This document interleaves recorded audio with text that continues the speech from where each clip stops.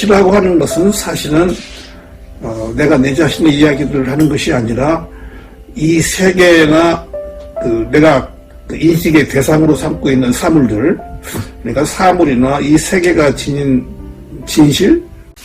우선 선생님 갈필에서 시집 발간을 축하드립니다. 고맙습니다. 어쨌든 그 시집을 이쁘게 잘 만들어줘서 표지를 좀 컬러풀하게 예. 만들어서 뭐 보는 사람들이 다 좋다고 이렇게 얘기하고 있습니다. 이 시집이 선생님 28번째 시집이라고 그러시는 것 같은데. 예, 그렇습니다. 예. 그러면 68년에 등단하셔서 이 시집 발간하시기까지 상당한 세월이 흘러갔죠? 그렇죠. 그러니까 한 50년은 넘지 않았어요. 60년 가까이 되는 그렇죠. 것 같습니다. 예. 그동안 28권의 시집을 냈으면 아주 열심히 부지런하게 또 맹렬히 해오셨는데 이 시집을 발간하신 특별한 소감이 있으면 좀 말씀해 주시죠. 제가 시집을 많이 낸 편인데 사실은 제가 대학 교수를 했기 때문에 그런 것 같아요. 이제 문단에서나 또 독자들이 오세영이는 그냥 대학 교수지 무슨 시인이냐 이제 이런 말들이 바로 있었거든요. 예. 그러니까 오히려 그 반작용으로 나도 시인이다 하는 거를 좀 과시하고 싶어서 그래서 내가 또 일부러 또 시도 많이 쓰지 않았나 이런 생각을 하고 있습니다. 부지런하고 열심히 하셨다는 얘기는 대한민국 문단에서 누구도 부인할 수 없는 사실인데, 여기 이번 시집 산문에 보면은, 시는 내가 쓰는 것이 아닙니다. 내 마음속에 든 것을 내가 표출하는 것은 더욱 아닙니다. 이렇게 하시고, 내가 없는 상태에서 다른 누군가에 의해서 쓰여집니다. 삼라만상 제법이 쓰는 것입니다. 어떻게 보면 어렵기도 하고 당황스럽기도 한 말씀인데 이 말씀과 관련해서 좀 말씀을 해주시죠. 예, 제 실론의 일부이기도 하는데요. 저는 시를 통해서 내 주장이라든가 또 내가 가진 무슨 인생관이라든가 또는 지식 같은 거를 이야기하지 않으려고 노력을 했어요.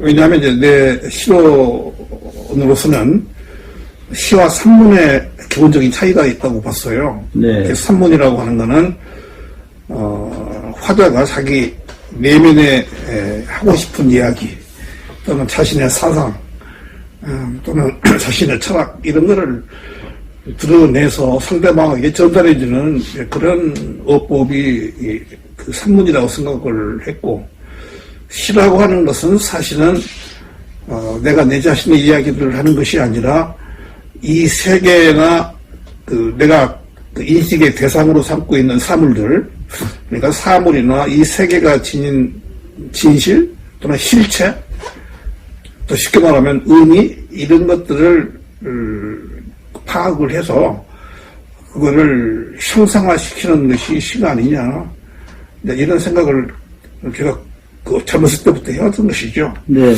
이제 그런 측면에서 보면 시는 내가 말하는 것이 아니고 대상이 말하는 것이다. 이 세계가 말하는 것이다. 이렇게도 압축이 드는데요. 네. 이제 그런 관점에서 곰곰이 또 생각을 해보니까 그게 불교 인식론하고도 또 맞아떨어지는 바가 있더라고요. 그래서 네. 제가 불교에 좀 관심을 가지면서 불교 인식론적인 측면도 좀 제가 받아들이기도 했고, 또 서양 철학에서는 제일 불교와 가까운 것이 실존주의 가운데서도 하이데거 같은 사람들이 존재론 아니니까 제가 하이데거 철학을 좋아하거든요. 그래서 네. 하이데거가 생각했던 언어와 존재의 문제 이런 것도 내 나름으로 이해를 하고 그래서 좀 그런 어떤 이 세상을 바라보는 관점, 시적인 관점 이런 거를 이렇게 풀어서 한번 써본 건데 어떤 분들은 좀 난해하다고 그러고 어떤 분들은 재밌다고 그러고 그렇더라고요. 저는 매우 흥미롭게 읽었습니다. 네. 그래서 이 짧은 글이지만 여기 이제 제가 흥미롭게 또 관심을 가지고 본 거는 부하의 상태가 되어 절대 자유의 경지에 도달했을 때 호련히 도래하는 한 찰나의 밝은 빛. 그때 그는 천재의 어떤 깨우침을 얻게 될 것입니다. 요 한 찰나의 밝은 빛. 예. 요게 이제 초점이 되지 않을까 싶은데 어떻습니까, 선생님? 그렇죠. 그러니까 그걸 깨우침이라고 이야기할 수도 있겠고, 근데 그 깨우침이라고 하는 그런 어휘를 지금 제가 쓰고 있는데요. 사실은 깨우침이라고 하는 것은 불교에 있어서는 좋아하는 용어거든요. 그렇죠. 예.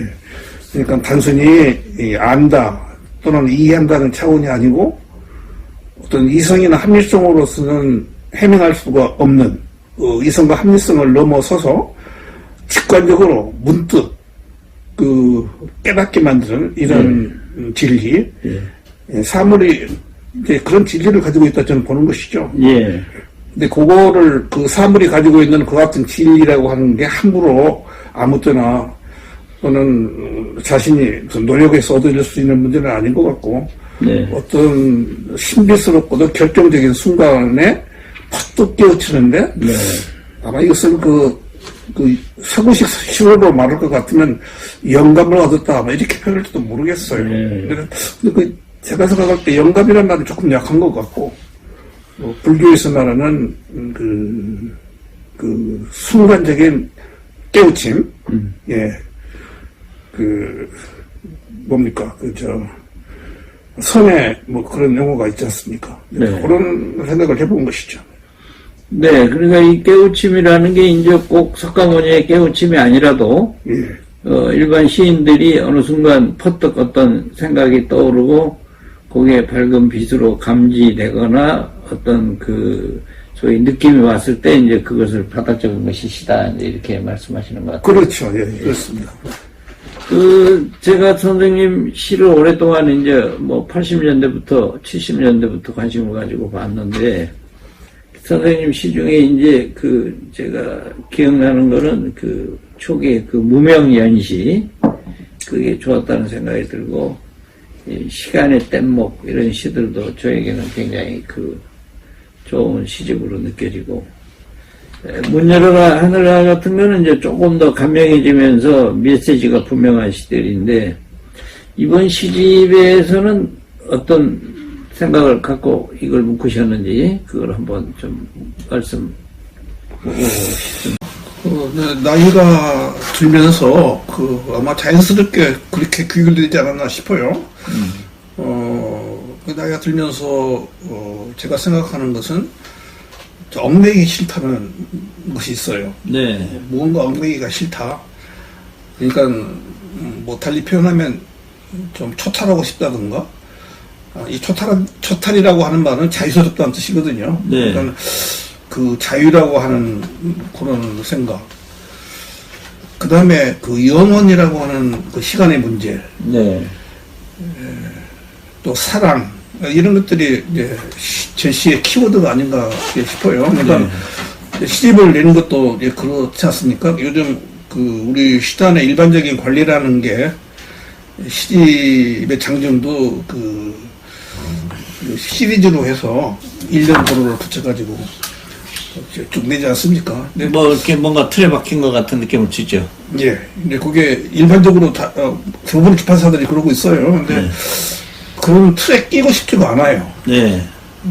그래서 이 시집도 사실은 그냥 뭐 독선적으로 냈다고 그럴까. 하여튼 그냥 내고 싶은 대로 이제 낸 거거든요. 네. 그게 내가 가지고 있는 마음이 일단은 표현되는 건데, 시라고 하는 것도 그래요. 시라고 하는 것은 이렇게 쓰는 것이다 라고 하는 어떤 실언이라고 할까? 또 옛날에 내가 생각했던 시에 대한 어떤 관점? 제가 아까 방금도 뭐 좀 역설적이지만 그런 이야기를 했는데, 시라고 하는 것은 뭐다? 라고 하는 일반적인 틀이 아니래도 내가 옛날에 생각했던 내 나름의 어떤 실언, 이런 것들에 굳이 얽매이지 않고 그냥 되는 대로 자연스럽게 이게 시가 되면 되고 안 되면 안 되고 하는 그런 마음으로 한번 시를 써야겠다. 좀 홀가분해지고 싶다. 이런 느낌을 제가 쓰고 나서 그런 느낌을 이제 제 스스로 받았습니다. 그리고 이제 인간 일생이라고 하는 게 길어야 생물학적 나이로 70, 80년 사는데 그동안 참 여러 가지 오욕칠정도 있고 무슨 단안한 그런 생을 이제 살게 되지 않겠습니까? 근데 그런 것에 좀 너무 집착하거나 연연해 하지 않고 좀 자유스러웠으면 그래서 그 시간의 문제, 영혼성의 문제 이런 것도 좀 생각을 해봤어요. 근데 그 영혼이라는 게 인위적으로 오래 살려고 그러고 또 무슨 물리적 시간으로 길게 사는데 뭐 영혼이 있을 것 같지는 않고 그 한 순간에 절대적인 진실 또는 아름다운 진리, 제가 무슨 그 종교적인 그 수도자가 아니니까 그런 어떤 선스러운 의미를 말하는 건 아니지만 어쨌든 한 순간에 느낄 수 있는 진실과 아름다움, 그게 바로 영혼인 것이지 그 영혼이라는 게 별도로 뭐 있어가지고 그걸 추구한다고 하는 것도 불가능한 일이고 또 그런 영혼이 있을 것 같지도 않고 이런 생각을 했습니다. 그러니까 어떤 의미에서는 조금 허무주의이기도 한데 그 허무 속에서의 영혼, 또 순간 속에서의 영혼 이런 것들에 대해서 제가 침체를 해보는 것이죠. 그래서 이제 이 시집의 제일 그 첫 번째 시가 찰칵이라고 하는 시인데요. 찰칵이 있습니다. 근데 내가 이거 카메라 사진하고 영화 활동 사진을 예를 들었거든요. 근데 활동 사진은 긴 시간 연출을 하지만 방영을 하지만 그 산이 더 영원한 것 같아요, 제 생각에는. 그 한순간 플래시가 활짝 터트리는 그 한순간 그게 오히려 더 영원한 것이지 그 활동 사진에 뭐 도입이 있고 전개가 있고 뭐 갈등이 있고 해서 결론이 나고 하는 그런 게 아무리 길어도 카메라의 한순간보다 못하지 않느냐 이런 생각을 제가 해봤습니다. 이게 제가 생각했던 그 영혼과 순간이라고 하는 것의 메타포적인 그런 말씀이 아닌가, 그런 언어가 아닌가 이런 생각을 하는 거죠. 그러니까 이제 찰나와 영혼이 하나가 되는 게 프레시의 성광과 같은 것이다. 이제 뭐 인생도 뭐 80년, 90년 살아간다고 하는 것도 그 플래시의 한순간과 같은 것일 수도 있다. 뭐 이런 생각도 좀 담겨 있는 것 같습니다. 그래서 어떤 한 찰나의 밝은빛, 그걸로 집약되는 뭔가가 있는 것 같은데, 그 선생님 말씀대로 이제 구속과 속박을 떨쳐버리고 이제 자유롭게 그런 걸로부터 해방되고 이론으로부터도 해방되고 시단의 관습과 틀로부터도 해방되고 뭐 이제 그런 얘기인데 저는 문득 이 시를 읽다가 이런 부분 이제 말에 대하여라는 이 시 후반부 백담사 계곡 어떤 절집의 요사치에서 이 물소리를 듣고 계시지 않습니까? 그때 그 들판의 말발굽 소리도 들리고 무당 굿하는 소리 같은 것도 들리고 어릴 적 돌아가신 어머니의 애틋한 나무랑 같기도 하고 이런 모든 소리들이 이제 이렇게 하나의 세상을 이루면서 자신의 삶을 이렇게 감싸 안으면서 요 물소리도 그게 어떻게 보면 한 찰나에 지나가는 것이 아닐까 하는 생각도 들고 부제에 이제 비례 물은 비도 물행 이렇게 되어 있습니다. 얘가 아닌 것은 말하지 말고 또 도가 아닌 것은 행하지 말라. 이게 이제 이렇게 상당한 깊이가 있는 말씀인데 이런 것과 관련해서 이번 시집도 그와 유사한 발상 속에서 이루어지지 않으셨을까 이런 생각이 듭니다. 그러니까 그게 이제 아까 그 모두에서 말씀을 드린 것처럼 내가 말하는 것이 아니고 이 세상이 내가 접하고 있는 이 세계가 사물이 말하는 것을 이제 듣는 것이죠. 그래서 시는 말하는 것이 아니라 듣는 것이다. 난 그런 생각을 하고, 근데 듣기 위해서는 먼저 봐야 되거든요. 예. 그래서 시는, 그 시는 견자라고 하는 말이 있어요. 예. 그 프랑스 랭보가 한 얘기죠. 랭보 이야기죠. 예. 저는 그 랭보의 말을 그런 측면에서 해석을 좀 하고 싶어요. 예. 그래서 시인은 뭐 말을 하는 사람이 아니라 시인은 침묵하는 사람이고 다만 보는 사람이다. 그러면 내가 보는 사물이 내게 이제 말을 해주는 것이죠. 예. 나는 그래서 그 사물의 말을 듣는 사람입니다. 사물이 내게 무슨 말을 하는가 하는 것을 듣고 그것을 옮겨적을 뿌리죠. 예. 그러니까 좀 심하게 말하면 나는 만년필이나 펜이지. 예. 내가 무슨 그 펜을 잡은 주인공은 아니다. 예. 주인은 아니다. 이제 그런 생각이죠. 그러니까 이제 보통 젊은 시인들은 시는 내가 쓴다. 예. 나의 것이다. 이런 이제 자기 주체의식이 강한데 선생님은 이제 그런 거 다 버리시고 이제 사물이 말하게 하는 이제 그런 경지를 말씀하시는데 제가 들으니까 그 고대 그리스에서는 이 시인이라는 말이 듣는 사람이다. 이렇게 얘기를 지칭했다고 그래요. 아, 예.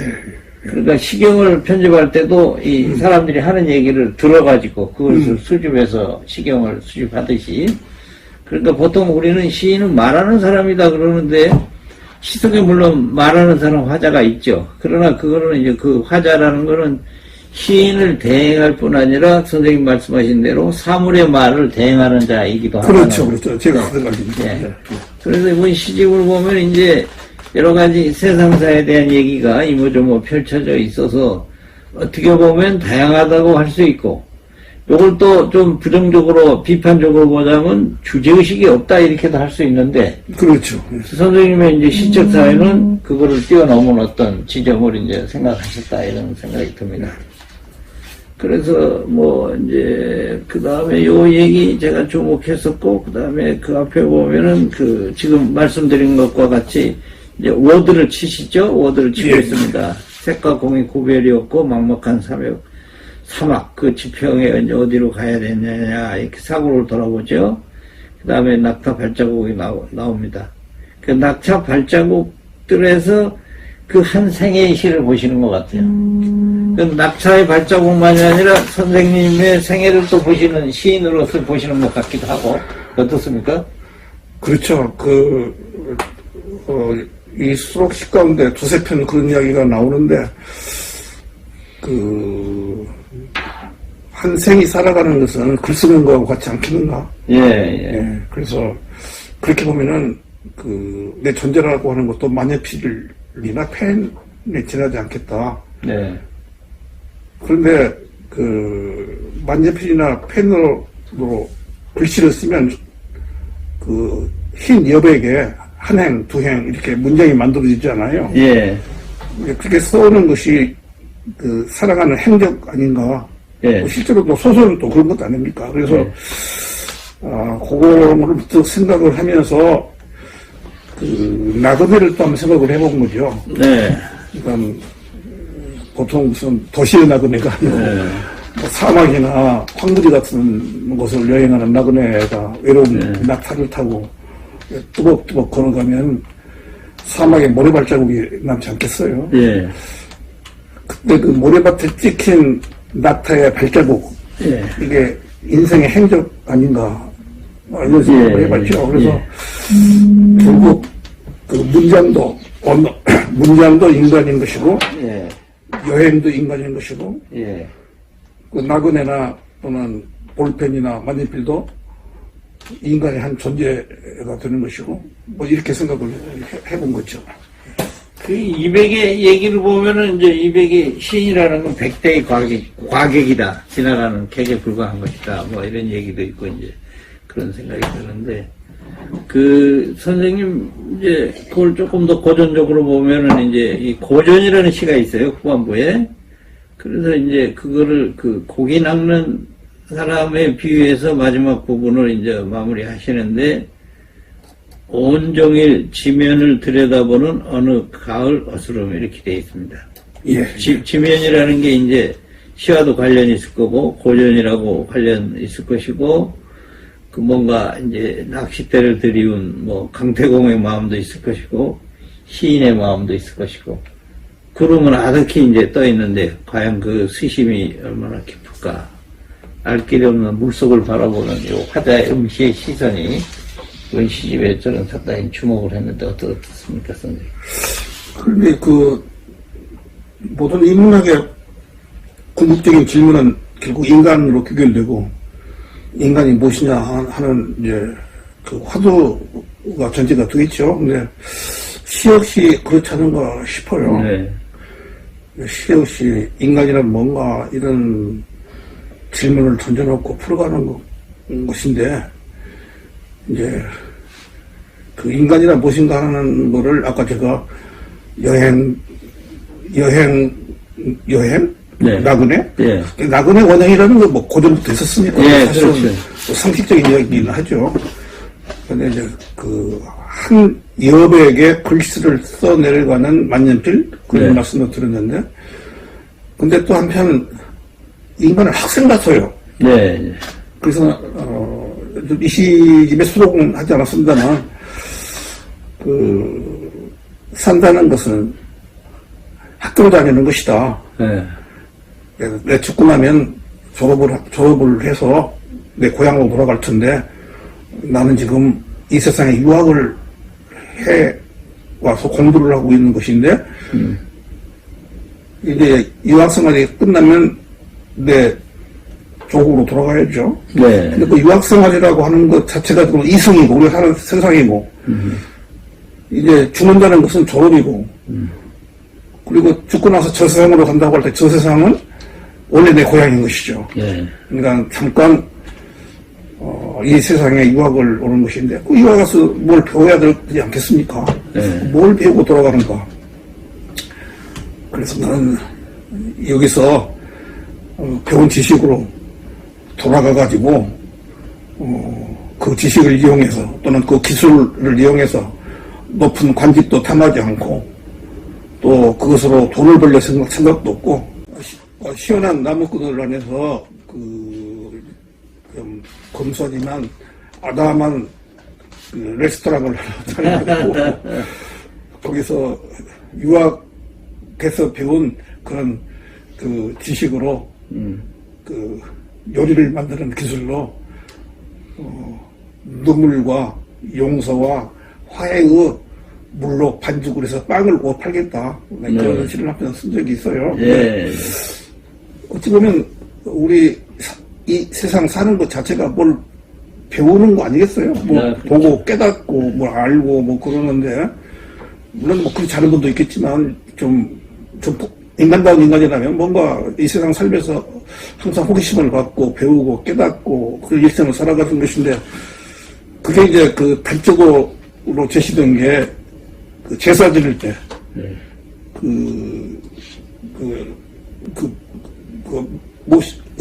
신이든가 그 앞에 쓴 게 있죠. 네, 지방이라는 지방 말입니다. 지방에 왜 학생 부고 쓰는 거 있잖아요. 그러니까 돌아가신 망자를 가리켜서 그 후손들이 학생 부군 이렇게 호칭하는 이게 예사로운 그런 인생관이 아닌 것이고 우리 조상들도 아마 그런 생각을 하셨을 것 같아요. 네. 그래서 방금 그 말씀 그 시를 이야기를 했는데 낚시라고 하는 거는 이제 저수지나 물가에 가서 고기를 잡는 거 아니겠어요? 종일 고기를 낚는 건데 사실은 고기를 낚는 것이 아니고 이 세상에 지식을 낚는 거라고 할까? 진리를 낚는 거라고 할까?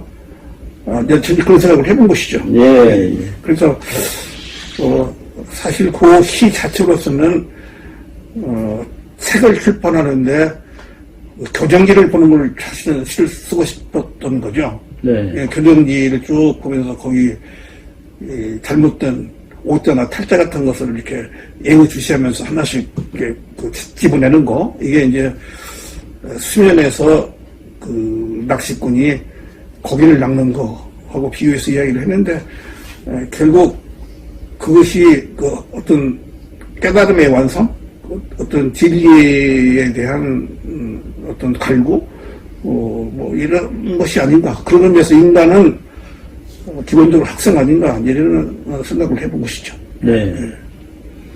그러니까 이제 물고기를 낚는 것도 있고 고전을 이제 내려다보는 뭔가를 이제 생각하는 것도 있고, 그러나 낙타 발자국처럼 다 이제 지워져서 사라지는 것인데, 그 삶 전체를 하나의 그 공부하는 학생으로 본다는 거, 예. 그게 이제 선인들의 지혜 속에 담긴 삶과 죽음을 바라보는 그런 게 아니었을까. 옛날에 저도 젊었을 때는 학생 뭐라고 쓴 묘비도 있고 그렇지 않습니까? 그렇죠. 그걸 상당히 가볍게 봤어요. 근데 나이 들면서 보니까 그게 상당히 의미가 깊은 것 같아요. 무슨 박사니 뭐니 이런 호화로운 명칭을 쓰는 것보다 학생이라고 쓰는 이게 더 인간의 삶을 보편적이고 폭넓게 포용하는 게 아니었을까 이런 생각이 듭니다.